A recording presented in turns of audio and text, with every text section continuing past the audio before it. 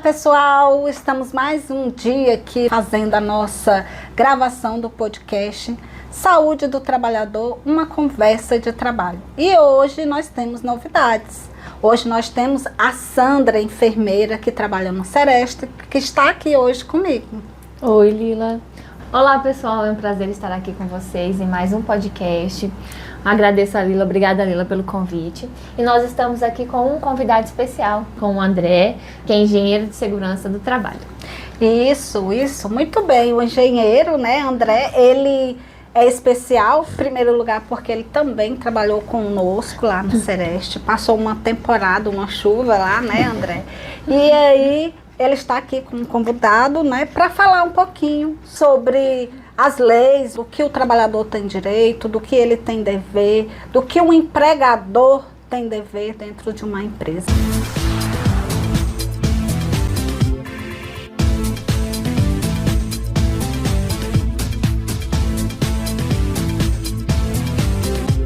Saúde do Trabalhador em Foco. Realização: Sereste. Apoio: Ministério Público do Trabalho e Secretaria Municipal de Saúde. André, seja bem-vindo. Obrigada por aceitar o convite. Oi Lila, oi Sandra. Prazer estar aqui com vocês. Igual você muito bem falou, trabalhamos um período juntos. Período muito bom, de muito aprendizado para mim. Pude aprender muito com vocês. E também, de certa forma, contribuir, né, com a experiência, conhecimento que a gente já traz. E hoje, para mim, é uma grande satisfação estar aqui com vocês para a gente falar sobre o que mais importa, né, no nosso trabalho, tanto no meu quanto no de vocês, que é a saúde dos nossos trabalhadores. Muito bem, muito obrigada mesmo. E fala um pouquinho agora o que é o engenheiro do trabalho, né? Engenheiro de segurança do trabalho. Então, engenheiro de segurança do trabalho, ele é um engenheiro formado em qualquer área da engenharia, ou pode inclusive ser arquiteto, e aí depois ele faz uma especialização em segurança do trabalho. Essa especialização você vai aprender especificamente sobre o que é o trabalho, sobre psicologia do trabalho, sobre sociologia do trabalho, vai entender todo o contexto histórico, as evoluções do trabalho, até chegar à legislação atual, caminho que foi percorrido, como a gente chegou até essa atual legislação e como aplicá-la no ambiente de trabalho. Então tem uma grande diferença, o pessoal pensa que técnico e engenheiro faz a mesma coisa. Não é.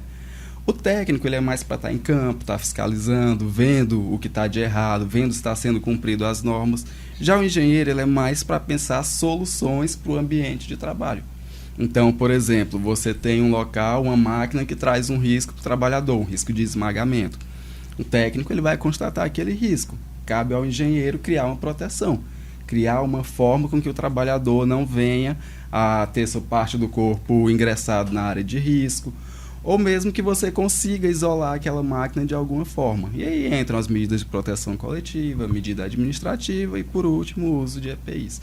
Então, é isso basicamente a nossa função que a gente faz no dia a dia. Muita coisa, né? Muita coisa mesmo. É um trabalho, né, que tem que ter nas empresas, né? É uma função essencial, independente do perfil produtivo, do que essa empresa faz, tem que ter um engenheiro do trabalho. Bom, André, quando nosso trabalho, né, então a gente conversa com os trabalhadores quando eles têm um acidente ou mesmo uma doença do trabalho. E um dos questionamentos da ficha de investigação é se a CAT foi emitida. Muitos trabalhadores nem sabem o que é a CAT. Então, você pode explicar para nós o que é a CAT, quando ela deve ser emitida, os documentos que eu tenho que ter para emitir uma CAT? Pode explicar para nós um pouquinho? Posso sim, Sandra. Vamos lá. A CAT, ela é originada lá na Lei 82.13, lá na Lei da Previdência Social, né? E o que é dito? Que quando o trabalhador ele sofre um acidente de trabalho, a empresa tem o dever de comunicar para a Previdência Social. É assim, a grosso modo aqui na informalidade, olha, Previdência Social, essa pessoa se acidentou aqui na minha empresa. Então, para que isso? Para que quando a pessoa necessite de um atendimento, necessite de um benefício, o INSS já está sabendo que aquilo ocorreu na empresa, não vai levantar aquela dúvida, não vai ser necessário uma investigação, é meio que a empresa informando que aquilo aconteceu, aquilo é verídico. Então, a empresa tem o dever de registrar quando? Em até 24 horas, ou melhor, um dia útil, após o acidente de trabalho. Em caso de óbito, é de imediato. Mas e se a empresa não registra? Aí o próprio acidentado pode registrar, os dependentes dele podem registrar, o sindicato da categoria pode registrar, o médico que atendeu o paciente pode registrar e qualquer outra autoridade pública. Aí só complementando, por que que as empresas não registram? O que que acontece? Que essa que é a grande dúvida, né? Se é uma coisa tão simples, tão fácil. Porque nós temos duas situações. Temos a GILRAT, que o nome é um pouquinho complexo, mas é o grau de incidência de incapacidade laborativa relacionado ao ambiente de trabalho. Isso é um imposto, pago mensalmente nas alíquotas de 1%, 2% ou 3%, de acordo com o grau de risco da empresa, os índices de acidentes daquele setor. Ela é generalizada. Se você tem uma empresa com 10 trabalhadores e existe uma outra com 1.000 na mesma área, essa alíquota vai ser padrão. Se você está enquadrado em 2%, é 2% para a sua empresa que é pequena e é 2% para a gigante. E tem o fator acidentário de prevenção, que é aí que entra o porquê de não registrarem a CAT. Porque se você preserva, se você não registra acidente de trabalho, você vai ser bonificado. O teu imposto pode cair para metade. Entendi. Agora, se você gera muito acidente, tu pode ser penalizado. O teu imposto pode ser duplicado. Então, vamos supor um imposto, para facilitar as contas, de R$100.000, ele pode cair para 50 mil se você não tem registros de acidente, assim como ele pode ser dobrado para 200 mil se você é uma empresa que acidenta muitos trabalhadores. Então, por que emitem?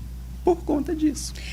A gente tem esse problema, assim, sabe, dentro da lei, que a CAT, independente se o trabalhador teve afastamento ou não, ela deve ser aberta, deve ser emitida, né? Exato. E é o que a gente não vê. Exemplo, a gente chega numa empresa e tá lá uma placa, 100 dias sem acidente, 1.000 dias, que eles comemoram um ano sem acidente. Mas, para eles, é acidente grave. É acidente que esse trabalhador tem que ser afastado. E para nós, não, né? Para nós, qualquer acidente, ele deve ser registrado. Para nós, a própria legislação ela fala isso, né? Que deve ser registrado. Porém, é uma forma de, entre aspas, burlar, e você acaba até enganando o trabalhador, porque traz a falsa sensação de segurança. Você entra numa empresa que está lá 1.000 dias sem sofrer acidente. Que é tranquilo demais. O cara entra novato, não sabe como é. Na primeira semana ele se acidenta. Porque ele tem uma falsa percepção de que aquele ambiente é seguro.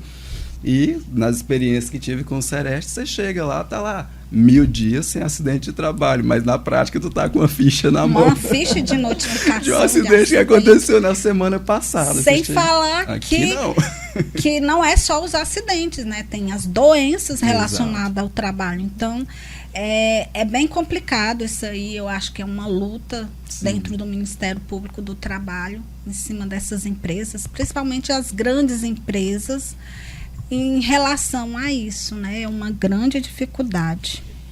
E, André, o trabalhador que tem direito que a CAT deve ser emitida é somente aquele registrado, carteira assinada, e o servidor público, estadual, federal, municipal, como é que funciona?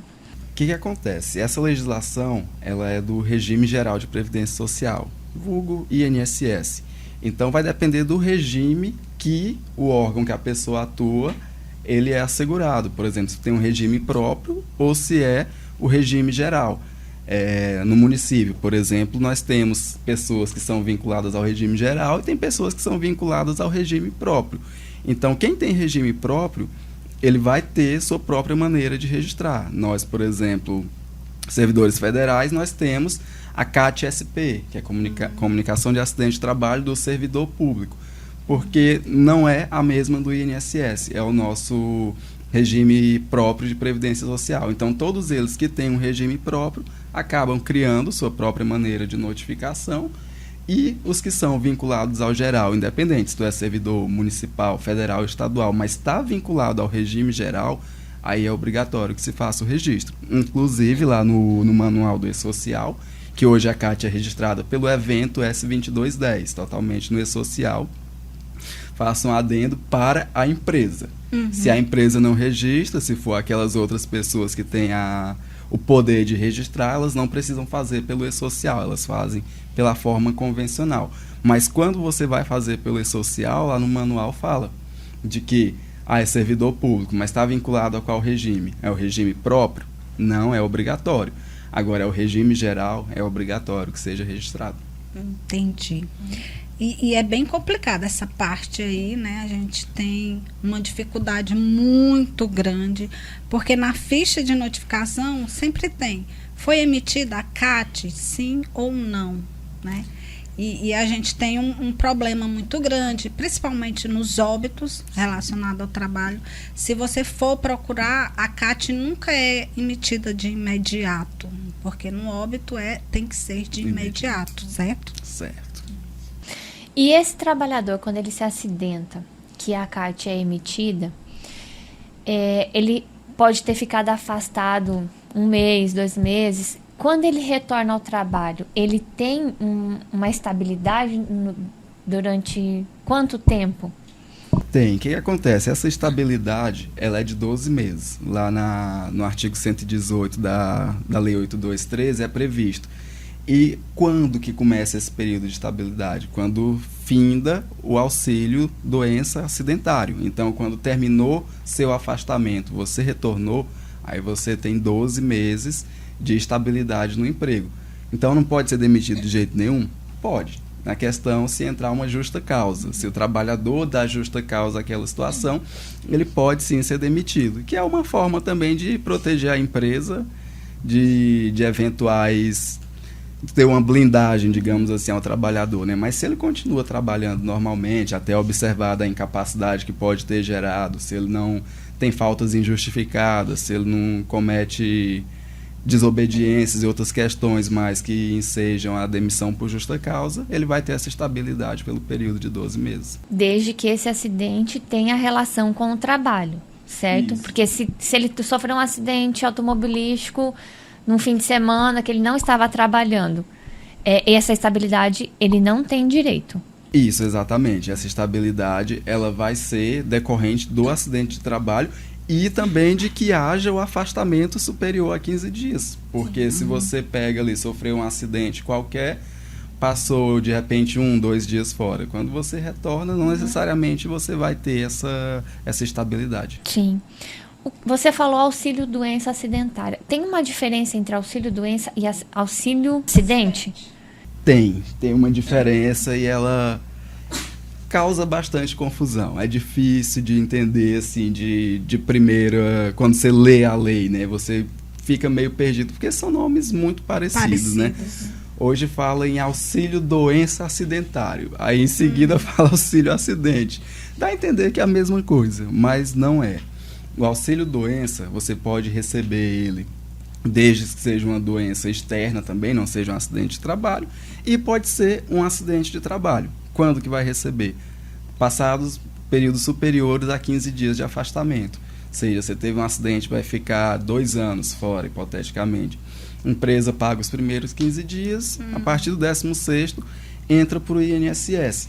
E aí você fica, aquele período, por exemplo, nesse caso de 2 anos, cessou esses 2 anos, você retorna a trabalhar, retorna ao trabalho. Se foi, por exemplo, um serralheiro, trabalhando, ele cortou a mão, teve que amputar, fica esse período fora. Quando ele retorna, ele não tem mais a mesma capacidade de trabalho. O que vai acontecer? Ele retorna a trabalhar, cessou o auxílio doença, ele vai começar a receber o auxílio acidente, que é até de 50% do valor do benefício. Então, ele vai estar trabalhando, vai estar recebendo o salário e vai estar recebendo o auxílio acidente. É uma espécie de indenização. Até a própria legislação fala isso. É uma indenização que você recebe diferente do auxílio doença, que é a substituição do teu salário, né? E esse auxílio acidente, ele vai até a véspera da aposentadoria ou o óbito, o que ocorrer primeiro. Então, assim, consolidou a lesão, nesse caso, perdeu a mão, não vai ter aquela produtividade que ele tinha antes, vai receber esse auxílio até que ele venha a falecer ou aposentar, o que ocorrer primeiro. É bem complicado isso aí, porque às vezes ele nem trabalha mais, né? Exato. Aí vai ter que mudar de função e tudo. Mas se ele não estiver mais trabalhando, por exemplo, ele é um autônomo, ele tem direito nesse auxílio? O que acontece? A questão desses benefícios, o INSS tem uma situação chamada período de graça, que é o tempo que você fica coberto mesmo quando você para de contribuir. Geralmente são 12 meses. Aí tem situações que pode chegar a 24 até a 37 meses. Mas se, por exemplo, a pessoa trabalha lá há 3 anos numa empresa, aí foi demitido, começou a empreender. E está ali há 7 meses empreendendo, sofre um acidente. E aí ele precisa desse benefício, seja auxílio doença, seja auxílio acidente. Ele vai estar contemplado por conta desse período de graça. Entendi. Agora, se passam dos 12 meses, aí ele sem contribuir nesse período, fica claro, né? Porque ele pode contribuir como autônomo, mas se ele tiver sem contribuir, teria esse período aí de 12 meses. E se ele tem mais de 10 anos na empresa, mais de 120 contribuições, aí esse período de graça dobra para 24 meses. Entendi. Então, é uma orientação, né, para os autônomos, os MEI, eles fazerem isso aí, contribuir no INSS, para caso aconteça algo desse tipo, né? Exatamente. E se ele não contribui, até falando para quem está de casa, né, se ele não contribui, mas ele contribuiu em outro momento, que ele veja essa situação do período de graça. Procure uma orientação jurídica, porque ele pode estar coberto ainda. De repente, alguém que já passou por essa situação pode procurar o jurídico para verificar se teria direito a esses benefícios. Porque não é só quem está registrado que contribui, né? Quem é funcionário, né? Eu mesma, como autônoma, eu posso estar contribuindo com o INSS. Pode sim. Por exemplo, você tem um microempreendedor, né, que hoje é o melhor benefício para quem é autônomo, digamos assim, porque a taxa é muito baixa, acho que não chega a R$60. Você está coberto. É como salário mínimo, é o valor mínimo é o piso do regime geral da Previdência. Porém, você está coberto. Sim. Frente ao que você paga ali por mês e está contando como tempo para a tua aposentadoria, que é o mais importante ainda. Agora tem como contribuir de outras formas também. Se você tem uma empresa, você já não é microempreendedor, você é um microempresário, você pode ter o seu Prolabore, você tira ali como se fosse o seu salário mensal, pode fazer uma contribuição autônoma, que fica mais cara porque hoje a contribuição do INSS é pago parte pela empresa e parte descontado do seu salário. Isso. Quando você é autônomo, você é patrão e empregado, então você vai pagar as duas. Nem tira férias. Nem tira férias.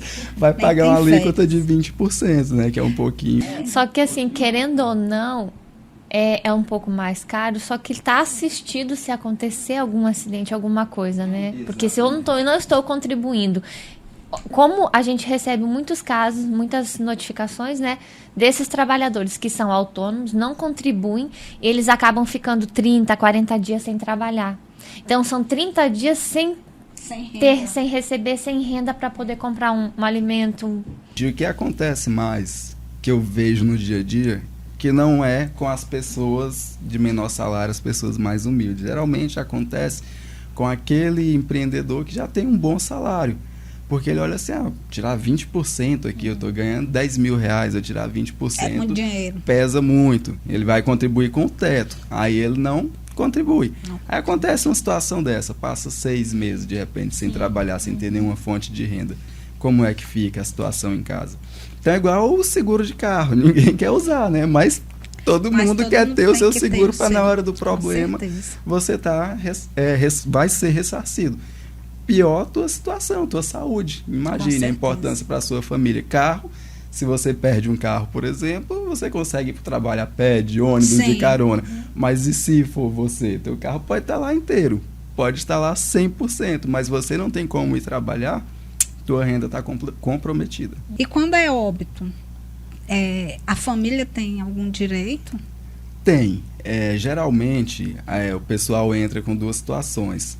Se você tiver dependente, se o falecido tiver os dependentes e comprovadamente ele for aquela pessoa que é a renda da casa, aí vai entrar com a solicitação no INSS para que ele tenha esse benefício para os seus dependentes. E aí até a maioridade, no até caso. A maioridade ou até que a pessoa termine a faculdade, né? Em alguns casos vai depender muito do tipo de situação. Se for alguma pessoa que é incapacitada, por exemplo, você tem um filho especial, portador de necessidades especiais, que nunca vai ter emancipação, né? Aí vai até todo o período da vida dele. Nós sabemos que algumas empresas têm que ter CIPA, SESMIT, e quais são essas empresas? Quando que uma empresa necessita ter a CIPA, o SESMIT? O que é CIPA, SESMIT? Fala um pouquinho pra gente. Vamos lá. Primeiro eu vou dar a minha opinião, depois eu falo da lei. A minha opinião é que toda empresa tem que ter pelo menos uma assessoria de segurança do trabalho. E é a minha opinião e tem um embasamento também na lei, porque você precisa ter os programas de gerenciamento de risco e saúde do trabalhador. Hoje o PGR e o PCMSO. Então, se você tem esses programas, alguém teve que elaborar. Então, você vai ter, geralmente, contratar uma consultoria. Mas não contrate só para elaborar e, como muitos fazem, ficar guardado, né? Você tem que implementar as ações. A gente, eu digo, faço muitos desses laudos, a gente estuda uma série de coisas para que aquele empregador implemente no seu ambiente de trabalho. Mas se ele pega, a gente consolida em um documento. Eu quero deixar claro que PGR e PCMSO não é um documento como uma carteira de habilitação que a gente precisa ter para apresentar. Não. Aquilo lá é uma estratégia que foi pensada para mitigar os riscos e tem que estar formalizado em um documento. Se tu pega o documento e guarda, ele está sendo inútil. Você pagou um trabalho, só gastou dinheiro e vai ficar ali guardado. Tem que ser implementado. E quem que geralmente implementa? A CIPA, empresas que têm CIPA e não tem SESMIT, ou onde tem um SESMIT é o próprio SESMIT que vai implementar. Onde não tem? Um empregador. Ou ele designa alguém para ser o representante dessa situação e vai cobrar a implementação, ou ele mesmo faz. Agora, voltando para a legislação. A NR4, ela divide as empresas em 4 graus de risco. 1, o mais baixo, e 4, o maior, né, o mais grave. Por exemplo, empresas da construção civil. Essas indústrias aí de pré-moldados, elas estão no grau de risco 4, que é o grau elevado. E, por exemplo, uma incorporadora imobiliária, grau de risco 1. Banco, hoje é grau de risco 1, vai mudar em breve para grau de risco 2. Aí, frente a esse grau de risco, tem uma tabela lá na norma que tem as colunas e as linhas dizendo: você é do grau de risco 2, tantos funcionários, você precisa ter um técnico, mais tantos engenheiro, médico do trabalho, enfermeiro. Hoje, qual é a pior situação? Digamos assim, pior em termos de menos funcionários, você precisar de um SESMIT. É o grau de risco 4. Você com 50 funcionários já precisa ter um técnico lá dentro. Aí se vai passando 100, 200, vai chegando outros profissionais para compor o SESMIT. E CIPA, grau de risco 4, também é a pior situação, a partir de 20 funcionários. E esse grau de risco, que acontece? É aquele que consta lá no CNPJ, geralmente, por meio da atividade principal. Você pega aquela atividade principal, vai na tabela, já tem lá o grau de risco definido. Porém, eu vejo situações, por exemplo, o lugar que está atividade principal, incorporação imobiliária, que é grau de risco 1. A atividade secundária, sei lá, construção de edifício, não sei o que, grau de risco 4. Então, o que acontece? Tem um princípio no direito chamado primazia da realidade. Se, embora na forma, no papel, diga que tu é grau de risco 1, se chega lá, 50% dos trabalhadores estão dentro da atividade, seja grau de risco, só correção, não 50%, a maioria dos trabalhadores, porque de repente 30% pode ser a maioria, né, os outros estarem com 10%. Então, a maioria dos trabalhadores esteja dentro do grau de risco mais elevado, aquele vai ser o grau de risco principal, a atividade principal da empresa. Aquele vai ser o grau de risco principal. Não é só o que está no papel, é o que é na tua realidade do dia a dia. Entendi. Aí ele coloca o grau 1... E acha que é aquilo. E dentro da empresa tem o grau 4. E aí o restante do que manda a lei, que tem que ter CIPA, SESMIT, ele não tem, porque ele vai mostrar só o grau 1. Grau 1, por exemplo, da incorporadora imobiliária que eu falei. Tá lá, tem 5 administrativos e corretores, e aí ele constrói as casas que ele vai vender, os apartamentos que ele vai vender, e tem, de repente, 30 pedreiro, servente, carpinteiro. O grau de risco dele não é o 1. Ele tem mais gente empregado na construção do que na incorporadora imobiliária. Então, ele vai ser enquadrado como grau de risco 4. Que pode ser até os terceirizados, né? Também. Pode ser até os terceirizados que eles contratam, mas é de responsabilidade deles. É de responsabilidade deles, exatamente. Nós temos uma pergunta aqui, André, de um dos seguidores do nosso podcast. Ele quer saber o quê? Tem essa empresa que você falou, ela contratou uma terceirizada para fazer o serviço, né? Vamos dar o exemplo, então, dessa que você falou, da incorporadora imobiliária. Ela contratou uma terceirizada, uma construtora, para realizar o trabalho. Como é que funciona? Qual é a responsabilidade de cada uma com os trabalhadores? O que acontece? Tem a responsabilidade subsidiária, que é aquela empresa que contrata alguém e é lícito fazer essa terceirização, é totalmente legal, que seja uma empresa especializada, né? Vai ser um benefício para ela, contratou. A empresa que contrata os funcionários, ela tem que ter tudo aquilo que a gente falou também, fazer toda a sua gestão de segurança, porém, quem contrata também tem a obrigação de fiscalizar. Se acontece ali um acidente dentro daquela obra de terceirização, a primeira pessoa que vai responder é a primeira pessoa jurídica contratante das pessoas, a empregadora. Porém, a empresa que contratou a terceirização da mão de obra, ela também responde subsidiária. No caso, o trabalhador pode entrar com uma ação contra as duas. É comum nas perícias a gente pegar lá, tá lá, a primeira e segunda reclamada. Porque se a primeira reclamada não paga, a segunda é obrigada a arcar. Exatamente. Nós tivemos um caso parecido com esse, né? Uma empresa X contratou um empregado. Aliás, ela contratou uma empresa que enviou alguém para fazer o serviço lá. E ele teve um acidente. Aí, quando a gente chegou na empresa, aquela empresa que eles tinham terceirizado já não estava mais lá, e quem estava lá já era outra empresa. Porém, a primeira empresa, que foi a que contratou a terceirizada, arcou com tudo com o trabalhador. Isso, aí nesse caso a segunda fica isenta, né? Porque a primeira, que é quem tem a responsabilidade inicial, ela já resolveu a situação. Agora, suponhamos que ela não honrasse, iria cair para a responsabilidade subsidiária de quem contratou. Isso pode acontecer até mesmo com o órgão público, desde que fique comprovado a ineficiência da fiscalização. Então, se a gente contrata uma terceirizada para prestar serviço e acontece alguma questão lá, por exemplo, questão de FGTS, de pagamentos de salário, pode ter responsabilidade subsidiária para o poder público, desde que comprovado de que houve falha na fiscalização.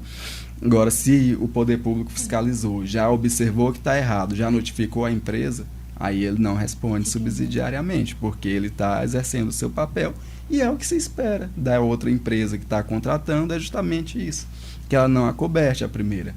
Eu, quando estive com vocês lá no Sereste, topei muito esse tipo de situação também. Chegava no local para investigar acidente de trabalho. Cara, isso aí não tem nada a ver comigo. Foi a empresa que eu contratei, o cara veio aí, executou o serviço, é problema deles. Mas não fiscalizou o que a empresa que ele contratou estava fazendo, né? Teve uma época mesmo, né, que você estava lá e inclusive foi um óbito. Exato. Né? Então, ele contratou alguém para colocar umas placas, a pessoa foi a óbito e ele queria sair ileso daquilo ali, né? Exatamente. E aí não é só assim, né? Não é só assim. Então, a gente tem que ter cuidado, né? Até na casa da gente mesmo, quando a gente contrata um pedreiro, quando a gente contrata um jardineiro para fazer alguma coisa, a responsabilidade é minha. Eu estou chamando ele para fazer aquilo ali. Hoje nós temos já um entendimento pacificado na Justiça do Trabalho de que se não é para benefício, por exemplo, para lucro, você está construindo sua casa, você terceiriza, né? Chama o pedreiro lá para fazer. A responsabilidade nesse caso é do empreiteiro que contratou ele. Se você está construindo a tua casa para fins de você morar. Agora, se você é uma construtora, que você contrata, você vai ter lucro com aquilo, aí entra a responsabilidade. É diferente, né? Isso, aí entra a responsabilidade subsidiária. Muita informação, né? Sim. Muita informação. Ainda bem que fica gravado, né? Então, quando a gente tiver a dúvida, a gente vai lá de novo. Vamos assistir o podcast do André, porque tá muito bom, tá muito gostoso. Que muitas legal. dúvidas, né? E a gente está aprendendo, né? E Cada espero que dia possa mais. estar colaborando com vocês também. Digo, não sou o dono do conhecimento, tem situações que passam despercebidos, que a gente pode se equivocar também e podem ter outros entendimentos jurídicos. Algumas situações a gente fala, um advogado, eu consigo reverter isso, mas aí já é a alçada dele, né? Muitas empresas estão contratando MEI, né? Eles só contratam aquela pessoa para fazer o serviço dentro da empresa. Qual é o direito? O trabalhador, ele tem algum direito? A empresa tem algum dever? Como é que funciona? Porque o que aconteceu? Tem uma determinada empresa que contratou um MEI para realizar as atividades, né, da empresa. Esse trabalhador acabou sofrendo um acidente. A empresa arcou com as despesas, porém, depois que o trabalhador retornou ao trabalho, ele está descontando do salário dele o que a empresa arcou. Como é que funciona? O que acontece? Nas relações de emprego tem algumas situações para poder caracterizar de fato se é emprego ou se é um trabalho, né? Igual vocês do Sereste muito bem conhecem a diferença ali do trabalho e do emprego. O emprego é quando você tem aquela relação direta com o empregador. É o famoso carteira assinada, você tem subordinação, pessoalidade, onerosidade. Tem todas essas situações presentes. Numa terceirização dessa, primeira coisa que eu verificaria se ela é lícita ou não. Porque hoje o que nós mais vemos são terceirizações ilícitas, não deveriam estar ocorrendo. Na prática, volto no princípio da primazia da realidade, na prática o cara é um trabalhador igual aos outros de carteira assinada. Ele está lá todo dia, ele tem dedicação exclusiva para aquele emprego, ele tem a questão da obediência, né, de seguir as normas daquela empresa, mas a empresa, para se livrar ou achar que vai se livrar de algumas situações, não. Você é um terceirizado. Então, isso é passível de reversão. Se for uma terceirização ilícita, recorre à Justiça do Trabalho, ele vai conseguir, com certeza, ter o reconhecimento do vínculo empregatício. Agora, se de fato é um microempreendedor que presta, o microempreendedor, ele é autônomo, ele é patrão de si, teoricamente, ele que controla a sua jornada de trabalho, os dias que ele vai trabalhar. Acontece isso na prática? Não. Aí ficaria para ver essa situação, se é uma terceirização lícita ou não. Se ela é ilícita, aí a responsabilidade é de quem contratou. Por exemplo, vez ou outra me chega essa pergunta, semana passada me perguntaram, eu estou querendo demitir um trabalhador e contratar ele como terceirizado. Vou precisar, o pessoal pergunta já é direto, se eu preciso fazer 2 exames, um de demissão e depois o de admissão. Não, primeiro que ele não é funcionário teu depois para estar fazendo a admissão. E segundo que isso é proibido, tem um período de carência. Não me lembro de verdade o período, se é 18 meses ou se é 24. Mas se você demitiu alguém, você não pode trazer ele como terceirizado dentro desse período, que é justamente para evitar essa forma de burlar. E é o que está acontecendo muito. Muito. A gente vê casos depois que saiu o piso da enfermagem, né? Sim. Que não é piso, é outro nome que eu não vou falar. Mas depois disso, alguns locais, alguns hospitais ou clínicas, eles exigem que a pessoa tenha um MEI para ela ser uma prestadora de serviço. Por um lado, o imposto de renda diminui o valor, mas pelo outro, esse trabalhador está assegurado em quê? Né?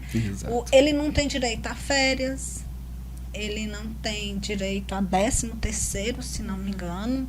Então, ele perde muito. A gente está perdendo o vínculo. A gente está perdendo os direitos do trabalhador. Tem um livro que eu li recente, ele fala justamente uberização, indústria, trabalho 4.0. Esse é o título dele. E fala justamente disso, da precarização.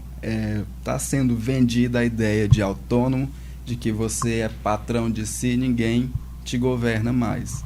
Na verdade, no livro fala que você é escravo de si mesmo. Porque tu vai trabalhar mais tempo. Tu não vai ter férias, não vai ter 13º. Vai receber ali, como você falou, vai diminuir a questão do imposto de renda, que geralmente você vai tarifado lá, se for MEI, aquela mesma imposto lá de menos de R$60. Se for Simples Nacional, um percentual às vezes de 6, 8, 10%, dependendo da alíquota, é menor do que imposto de renda, é menor do que o desconto de INSS. Porém, e os benefícios e as garantias, né? Você está trabalhando demais, continua a mesma situação lá do teu trabalho, você tem pessoalidade, por exemplo, você não pode delegar para outra pessoa e realizar teu trabalho. Com certeza. Se é uma terceirização, por exemplo, a empresa suposta Lilalé Farias Serviços, alguém te contrata como enfermeira, ela contratou a empresa Lilalé Serviços. Então, teoricamente, você poderia mandar um outro enfermeiro, poderia negociar com a Sandra para ir trabalhar no teu lugar. Mas não, o que ocorre é que não, só pode você. Isso não é terceirização. Isso é... Você está trabalhando como um empregado, você tem a personalidade. Tendo que cumprir ser você. Tudo, exato. Só não está assegurado em nada, não tem direito. E perdeu todos os direitos, né? Exatamente, e volto no que eu falei, geralmente acontece, não é com aquelas pessoas de salário baixo, é com quem tem salário alto. Conheço pessoas, médicos, que ocorreu isso daí. Presta serviço lá na base da terceirização, emite nota todo mês, se acidentou, passou 3, 4 meses sem trabalhar. E sem ganhar. Sem ganhar. É exatamente. Bem complicado isso é aí, muito né? complicado. É algo que a gente tem que pensar, né? Refletir, procurar alguém para mudar essa lei, isso aí. Não é vantagem você ser o seu próprio patrão. Nesse aspecto aí, não. André, quais são os direitos e os deveres que o empregador tem, que o trabalhador tem durante o exercício das atividades? Então, Sandra, lá na NR1 ele define exatamente o que são as responsabilidades do empregador, do trabalhador, até do que é a fiscalização do trabalho vai exercer também. Tem as partes definidas de cada um. Mas, principalmente, aqui o que eu destaco é do empregador, primeira coisa, é evitar os riscos ocupacionais. É escrito dessa forma, evitar. Então, assim, é a primeira situação. Nem sempre consegue evitar, isso é fato, mas você tem que tentar. Não tem como dizer que você não consegue sem antes tentar, sem antes tentar mitigar essas situações. Depois, não conseguiu evitar, você tem que identificar os riscos e avaliar, quantificar os que são quantificáveis e avaliar de forma qualitativa os que não são quantificáveis. E aí, você vai classificar e implementar as medidas de proteção. Aí vem aquilo que eu citei, proteção coletiva, medida administrativa e, por último, EPI. E o que é que eu destaco também? É bem claro, as empresas têm que cumprir e fazer cumprir a legislação do trabalho. O que é o fazer cumprir? Ela cobrar do trabalhador. O trabalhador tem suas obrigações? Tem, por exemplo, utilizar o EPI que lhe foi recomendado. Embora seja lá a última instância da prevenção, mas se foi recomendado, teoricamente é porque precisa. Mas não basta só a empresa entregar, é uma das obrigações, disponibilizar o EPI, entreguei, estou tranquilo? Não está. Você tem que registrar, você tem que treinar quanto ao uso, você tem que fiscalizar quanto ao cumprimento ou não. Não está usando, não é simplesmente, fulano, usa aí o EPI. Não, dá advertência, comprova de que você está fazendo aquilo, de que você cobrou dele. Porque no futuro, quando acontecer alguma situação, e muito provavelmente quem não utiliza uma vez continua, quando não está sendo fiscalizado sem utilizar, vai ter um problema futuro. E aí, se você não tem provas que comprovem que você cobrava, que você fiscalizava, que você treinou, a responsabilidade é tua. Porque era tua obrigação, tu não cumpriu tua obrigação. Então, como é que você vai responsabilizar o trabalhador se você não comprova que antes tu fez tudo aquilo que a norma te obriga? Então, o trabalhador tem suas situações a cumprir também. Não realizar, por exemplo, brincadeiras em ambiente de trabalho, utilizar o equipamento de proteção que lhe foi destinado, utilizar somente para aquilo que foi empregado. Por exemplo, a gente até vê alguns algumas pessoas na internet brincando com a questão daquele óculos de proteção, óculos escuro, né? Muitos desses youtubers aí ficam brincando, fazendo brincadeirinhas. Quando tu vê que o cara é profissional, ele anda com óculos desse na rua. Pela legislação, ele não deveria andar. Aquilo lá é um EPI. Ele tem que utilizar exclusivamente no ambiente que trouxe o risco. É da mesma forma quando a gente vê pessoas andando na Cônego com um jaleco. Nossa, outra situação, né? O jaleco, que a gente... ele é um EPI. E aí a questão dos riscos biológicos. A pessoa acaba levando contaminação para fora. E de fora para dentro. Também. Mas ele tá lindo, de jaleco. É, doutor. Visto de longe é doutor. Mas lá quem sofre com isso é o paciente que está dentro do hospital, a pessoa que está lá fora também tendo essa contaminação cruzada. Então as responsabilidades elas são amplas, tanto para o trabalhador quanto para o empregador. Mas a do empregador são muito maiores, bem maiores. É ele quem tem que zelar pela saúde dos seus funcionários. É, verdade. E em questão, a gente tem uma dificuldade na questão do assédio moral, né? Como fiscalizar o assédio, como ver o assédio, como identificar, né? O trabalhador, ele chega e fala que foi assediado, né? E aí, o que a gente tem que fazer como saúde do trabalhador, como engenheiro do trabalho, como técnico de segurança? Qual é a abordagem, o que a gente chega no local e pode observar para ver se teve ou não assédio? Porque é bem difícil, né? O assediador, na maioria das vezes, ele vai assediar somente aquela pessoa ali, sem nenhuma pessoa por perto. É isso que dificulta muito, Lila, porque você tem que ter provas dessa situação, né? Então, o ideal é que a pessoa evite, está suspeitando, está sofrendo algum tipo de assédio, evita ficar só com aquela pessoa no ambiente. Nem sempre é possível, principalmente no assédio que vem do superior para o inferior. Se ele lhe chama na sala só você, vai ter que conversar só os dois, né? Ele não vai permitir a entrada de outra pessoa. Porém, você tem que ter meios de prova, tem que ter testemunhas, você pode fazer uma gravação, de repente, daquele tipo de assédio. E aí, se for por WhatsApp, por exemplo, é uma prova. Você tira um print, você grava um vídeo ali da tela, foi um áudio que a pessoa mandou, você tem aquele registro. Porém, também tem que saber identificar o que é assédio, porque tem que ser uma prática reiterada, né?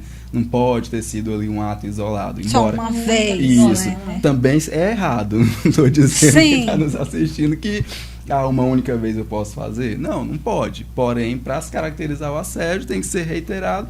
E você tem que ser práticas abusivas e tem que estar ali com a consequência de desestabilizar a pessoa. Fica nítido, em alguns ambientes você percebe de fato a hostilidade, até por exemplo em reuniões. Você está numa reunião, de repente tem uma pessoa ali querendo falar, levanta a mão, mas ela é ignorada. Fica com a mão levantada ali um tempão querendo falar. Outro levanta, fulano, diga. E aqui eu esqueço o outro. Isso é também uma prática de assédio, se ocorre reiteradas vezes, vai ocorrendo, não vai dando direito de fala, vai ofendendo por outras características também da pessoa. E hoje a legislação ela avançou muito, né? A gente tem agora a CIPA, ela se chama Comissão Interna de Prevenção de Acidentes e Assédio. Então a CIPA, nos ambientes de trabalho, é para ser mais um elemento na fiscalização da questão do assédio. É um canal para o empregado ele chegar e falar, olha, para outro empregado como ele, como é o caso da CIPA, Sim. eu estou sofrendo assédio de tal pessoa por conta disso, e a CIPA pode atuar prioritariamente tentando resolver essa questão desse conflito ou até mesmo para servir de prova, servir alguma situação que ele possa utilizar mais à frente. Mas é uma questão que assusta muito e que infelizmente está muito comum, poder público, na iniciativa privada, em todos os ambientes nós vemos isso, pessoa falando, gritando com o trabalhador, humilhando. Sim, muito. Isso é inadmissível, né? E assim, o que o trabalhador pode ter aí de direito numa situação dessa, ele comprovando? Ele pode pedir a rescisão indireta do contrato de trabalho, que é o que se chama justa causa do empregador. A justa causa ao contrário. Ele vai receber todos os direitos como se estivesse sendo demitido. Sem justa causa. Porém, é uma justa causa, só que é uma causa do empregador. Bem justa, Exato. Bem não é justa. só o empregado que é punido com justa causa. O empregador também ele pode ser punido. E às vezes o pessoal até pede isso na justiça. Vai solicitar, o juiz analisa as situações e concede essa rescisão indireta. E a empresa tem que arcar com todos os custos, inclusive o aviso prévio indenizado. Porque o cara não vai ficar mais lá dentro, né? Você tem que pagar, inclusive, esse aviso prévio. Com certeza. Para nós, saúde do trabalhador, é bem complicado identificar o assédio. A gente está recebendo várias denúncias de assédio moral dentro do ambiente de trabalho. E durante a vigilância que a gente faz, a vigilância em ambientes de processo de trabalho, a gente não vai ver isso. Não adianta. Naquele momento ali a gente não vai ver. Então, para nós é bem complicado estar realizando essas vigilâncias de assédio moral justamente por conta disso. Que a gente não vai conseguir visualizar naquele momento. Por isso a importância do trabalhador, quando ele sofrer esse assédio, ele ter essas provas, né? Ter as provas de que ele está sofrendo dentro do ambiente de trabalho dele, né? É muito complicado também na questão de perícias judiciais e outras situações, porque a perícia é pior do que a questão da vigilância, porque a vigilância vocês conseguem ir de surpresa. Vocês chegam lá, a perícia não, ela é marcada. Então imagina se tem alguma situação, a perícia é agendada, a perícia judicial. E você tem que avisar com pelo menos 15 dias de antecedência para que as partes decidam se vão indicar assistente técnico, ou seja, por exemplo, eu sou perito. Se tem um processo contra você e seu empregador, você pode mandar um engenheiro de segurança de sua confiança como teu assistente técnico, e a empresa pode ter um outro engenheiro de segurança ou qualquer profissional como assistente técnico dela, e data e hora marcada. Então você chega, tá tudo arrumado, ninguém vai...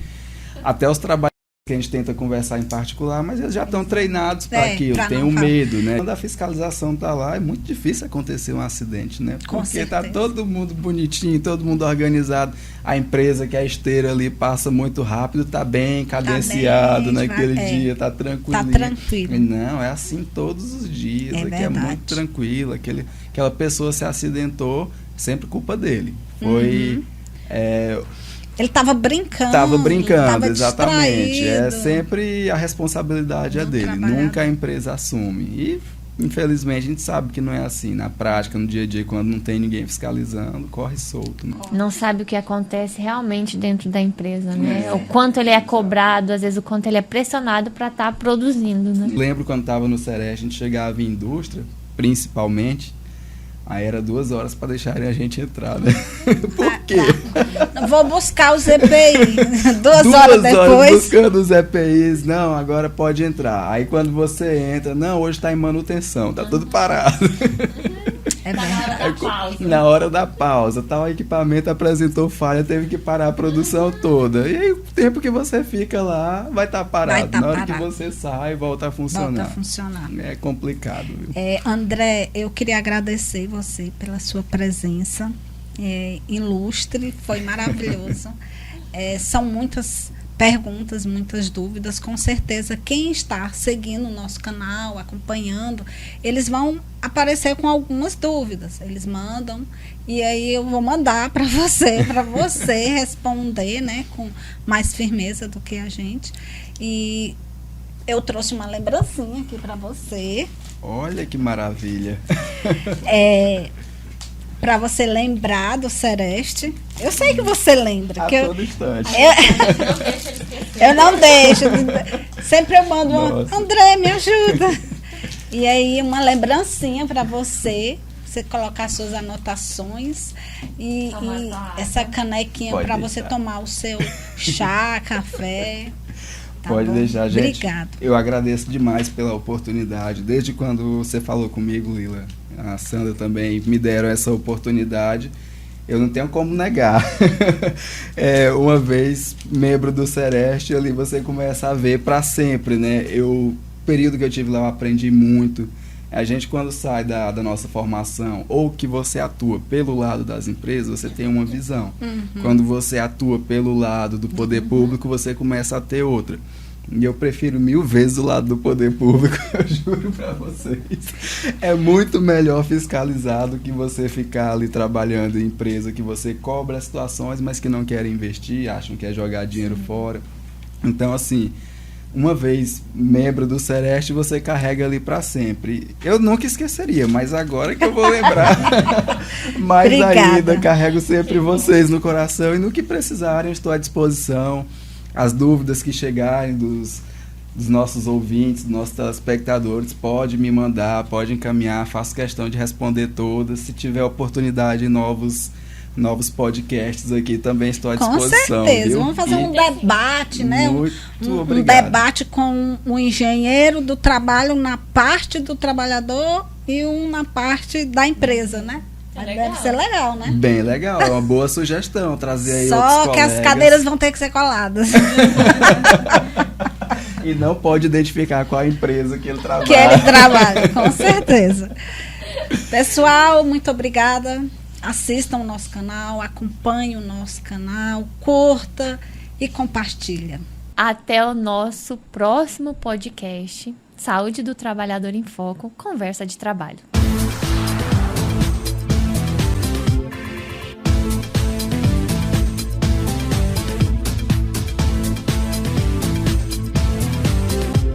Saúde do Trabalhador em Foco. Realização: Sereste. Apoio: Ministério Público do Trabalho e Secretaria Municipal de Saúde.